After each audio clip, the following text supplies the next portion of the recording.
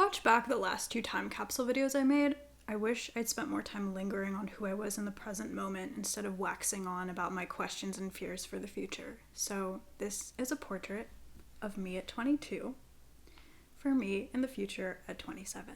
I live in an apartment in Philly with my college roommate. I graduated this spring, which is crazy, and I'm now floating in that post-grad purgatory, sort of trying to make sense of who I am and what I want, now that I've followed my predetermined path to a T and have come up empty and searching from it. I realized through pursuing my dream job that I'm not really the kind of person who's built for dream jobs. My real dream job would probably be something like having a rich benefactor who could fund my underdeveloped art projects and allow me to dilly-dally in sunspots, sipping iced pistachio lattes most days.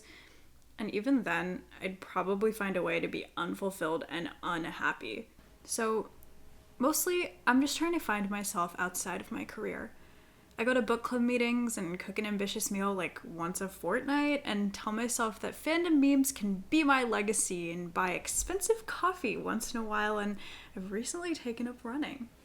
I just reread this article called "I'm Broke and Friendless and Have Wasted My Whole Life," which I'll link below, that proclaims that shame is the opposite of art. So I'm trying to re-internalize that too. Every time I forget, my life gets worse. I try to live life through the lens of an artist as intentionally as I can.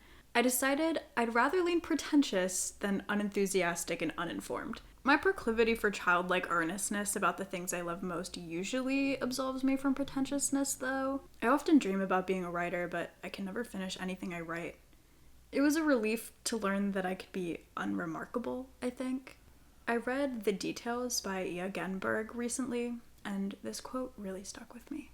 When I was younger, I often thought I should travel more and farther, spend more time in foreign countries, that I should be in a constant state of velocity so that I could get out of there and truly live. But with time, I've come to understand that everything I was looking for was right here, inside of me and inside the things that surround me, in the money jobs that turn into my actual jobs, in the constancy of the everyday, in the eyes of the people I meet when I allow my gaze to linger.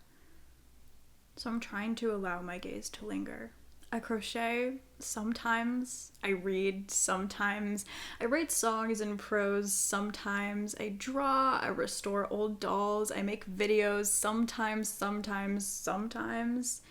I think it's better than nothing. Mostly, I'm stuck on how much I want to be better. I don't want to scroll on my phone first thing in the morning. I don't want to clutter my brain with petty celebrity discourse. I want to read political theory and go to bed on time and cook warm, nutritious meals and be the kind of friend who somehow always knows exactly the right thing to say, even when they don't. I know the idea that I'll reach some sort of permanent self-actualized state and make no mistakes or deviances from my happiness or values is ludicrous. But I keep reaching for it in my head anyway, despite not making many tangible steps to get there. I often wonder who I'd be if I wasn't so crippled by self-doubt and anxiety. If I didn't have to fight tooth and nail to live a life I only like sometimes. But I think maybe that's just how being in your 20s is. I need to be hopeful that things will get better for me and for everyone. When things are good, though, they're wonderful. My favorite things about my life right now are queer movie nights and drag race watch parties, egg and cheese on a croissant with salt pepper ketchup from that food truck, warm glowing nights with my friends here and back home, Swiftie club nights, and hearing a song so good it scratches an itch you haven't been able to reach. I've been listening to lots of Simon and Garfunkel and Lana and Indigo Girls and, of course, Taylor these days. I'm trying to get more into Tori Amos. We'll see if that sticks. I also want to start drinking more tea. Life, for the most part, has been kind to me. I know I've been dealt a good hand, and I try to remember that when things are hard.